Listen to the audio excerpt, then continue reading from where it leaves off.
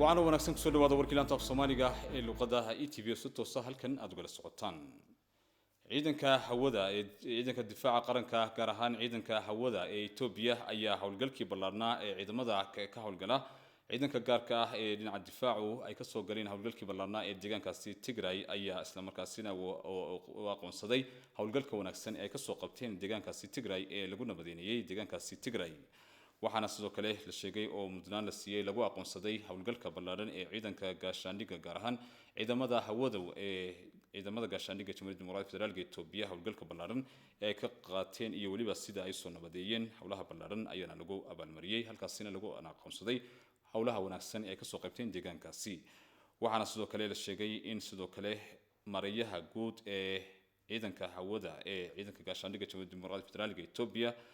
Major General Yilma Mardasa ayaa waxa uu sheegay in door weyn natiijo wanaagsan ay ka soo hoyeen gaar ahaan isbedelka laga hawlgeliyay deegaanka Tigray ee lagu dagaalamay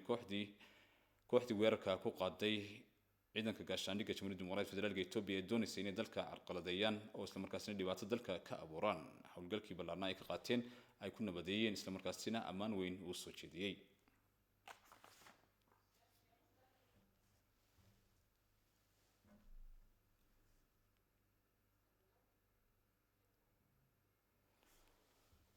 madaxweynaha deegaanka Soomaalida mudane Mustafa Maxamed Cumar ayaa kulan la yeeshay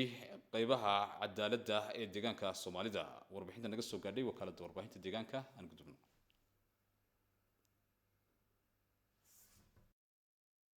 oo loo xil saaray in si qoto dheer ay u baaraan anshaxa ka go'naanshiyaha iyo guud ahaanba qaab u shaqeedka hay'adaha cadaaladda si loogu saleeyo dib u habeynta lagu sameeyo hay'adda waxa iyagu gudaaday 54 xirfad leh oo isugu jira 17 xeer ilaaliye iyo 37 garsoorayaal oo ay ku cadaatay in ay ku dhaqaaqeen anshaxumo musuq iyo qabyaalad ay dheheen gudigu waxaana sidoo kale lagu aamiyay in 394 garsoore laga bedelo goobihii shaqo halka sidoo kalena la bedelayo 465 xeer ilaaliye kuwaasi oo la geyn doono goobo hor leh gudigu iyagoo ku xisaabtamaya daruufaha shaqo iyo taageerada gaarka ah ee ay u baahan yihiin ayaa waxa uu go'aamiyay inaan isku bedel ku saameyn 90 haween ah oo ku kala qaybsan 65 xeer ilaaliye iyo 25 garsoore madaxweynaha ayaana ka dhageystay warbixinadani xubnaha ka midka ah gudiga dib u habeynta hay'adaha cadaaladda madaxweynaha dowladda deegaanka Soomaalida mudane Mustafa Maxamed Cumar ayaa sheegay in ujeedada ka dambaysa dib u habeentani ay tahay cabashada shacabka oo badatay muhiimna ay tahay in si degdeg ah loo fuliyo go'aamadani madaxweynaha ayaa sidoo kale dibdemis ahaan ku tilmaamay dib u habeentani maadaama dhaliilooyinka loo soo jeedinayay ay badnaayeen sida la socotaan isbedelkii deegaanka ka dhacay kadib waxay xukuumaddu iyo baarlamaanka iyo maxkamadda iyo dhammaan laamaha dawladda deegaanka Soomaalidu ay ka shaqeynayeen in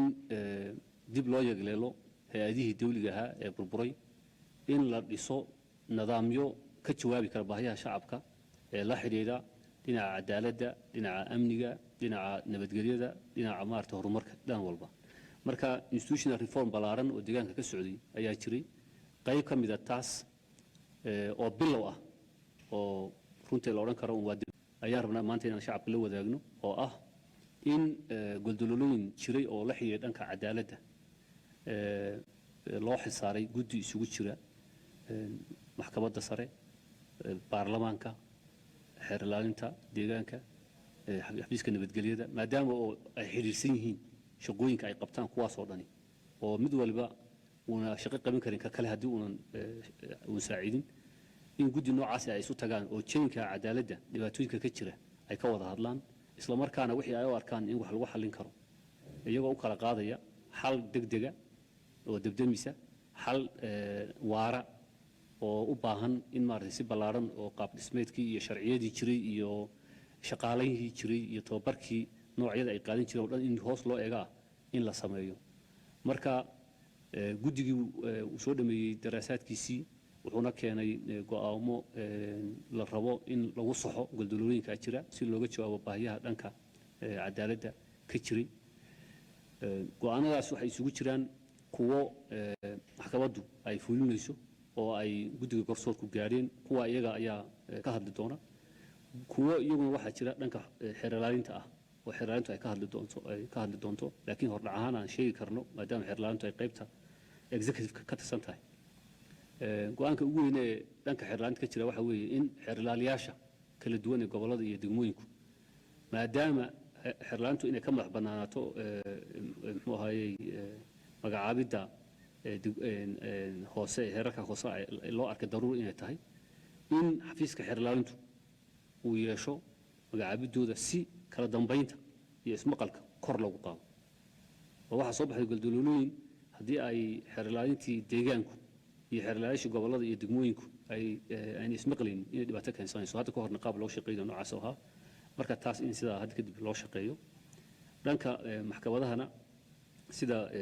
gudoomiyaha maxkamaddu uu inoo sheegi doono go'aano ay qaateen oo iyaguna ay u arkeen in uu caawinayo go'aanada guud ee hagaajinta haykalada kala duwan cadaaladda ayaa jira oo ay ka mid tahay in isku bedelaan garsoorayaasha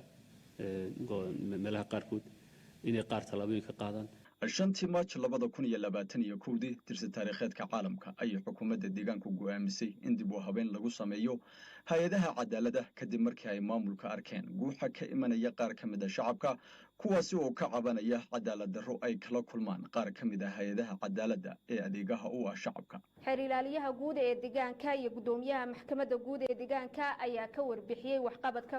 waa hagaag halkaad naga socotaan waa laanta af Soomaaliga ee luqadaha ITV si toos ah halkan aad uga socotaan wararka kale ee imika naga soo gaaray sidoo kale madaxweynaha deegaanka Soomaalida ayaa kulan wada tashiya la yeeshay qaybaha kala duwan isla markaasina ciidanka ammaanka ee deegaanka Soomaalida Soomaalida mudane Mustafa Maxamed Umar ayaa waxa kamid ahaa qodobada xooga lagu saarayay sugidda amniga arrimaha galbeedka gobolka City sugidda amniga xuduudaha maadaama ururka al-shabaab oo ka dhaqdhaqaaqa wadanka Soomaaliya uu deegaanku soodin dheer la wadaago intii uu kulankani socday waxa aad loogu lafaguray xal u helida shacabka Soomaaliyeed ee ku dhaqan galbeedka gobolka City taasi oo bilowgii isbedelka ilaa maanta ay xukuumadda deegaanku ku howlan tahay sidii nabadeed oo waara looga gaari lahaa dhibaatooyinkaasi welina ay socdaan kulankani ayaa sidoo kale la isku qaatay in la sii xoojiyo kulamada joogtada ah ee ay yeeshaan guddiga nabadgelyadu ilaa iyo inta ay doorashadu u dhacayso si nabadgelyo ah kulamadani ayaa lagu wadaagi geedi socodka amni ee doorashada iyo waxyaabaha soo kordha si loo yeesho feejignaanta loo baahan yahay loogana sii diyaarkeeni kara bulshada khalkhal amni xilliga lagu jira doorashada hoggaanka nabadgelyada dowladda deegaanka Soomaalida halkan nagala socotaan waa laanta af Soomaaliga ee luqadaha ITV si toos ah aad nala socotaan waxa intaasi inoo dhamaad wararkeed kala socoteen laanta af Soomaaliga ee luqadaha ITV dhinaciga nabadgelyo deer garba qaybaha kale hawada soo jira